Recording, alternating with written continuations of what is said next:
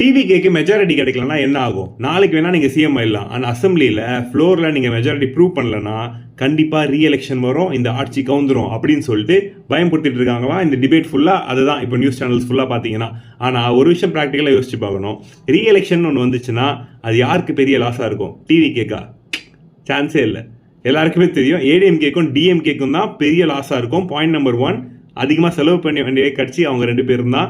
Plus அதிகமாக திருப்பி campaign பண்ணணும், திருப்பி மக்களை கன்வின்ஸ் பண்ணணும், அதெல்லாம் சான்ஸே இல்லை. ஏன்னா 2வது முக்கியமான பாயிண்ட் என்னென்னா, டிவிக்கே அவங்க ஸ்ட்ரென்த்தை இந்த ஃபர்ஸ்ட் எலெக்ஷனில் ப்ரூவ் பண்ணிட்டாங்க.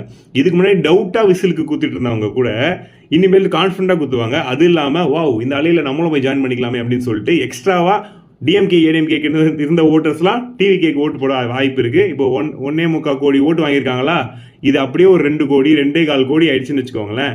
டிஎம்கேக்கும் ஏடிஎம்கேக்கும் இருக்கிற இப்போ சிட்டிங் எம்எல்ஏவாக இருக்காங்களே, இவங்களுக்கு வந்த சீட்டு கூட வராமல் போக வாய்ப்பு இருக்குது. அண்ட் டிவிகே தனி மெஜாரிட்டி வாங்குறதுக்கும் வாய்ப்பு இருக்குது. நம்மளும் திருப்பி போய் எலெக்ஷனில் ஓட்டு போடணும்னு அவசியம் இல்லை. இதுதான் எல்லாருக்கும் நல்லதாக இருக்கும். தெரிஞ்சு காங்கிரஸ், பாமக, விசிகான்னு தனித்தனியாக போகாமல் ஒரே மேஜர் பார்ட்டியாக, ஒரு சீனியர் பார்ட்டியாக ஏடிஎம்கே போய் ஜாயின் பண்ணிட்டாங்க. டிவிகே கூட ஒரு ஆதரவு தெரிவிக்கிறேன் அப்படின்னு சொல்லிட்டாங்கனாலே எல்லாமே சுமூகமாக முடியும். நம்மளும் போய் திருப்பி ஓட்டு போடணும்னு அவசியம் இல்லை.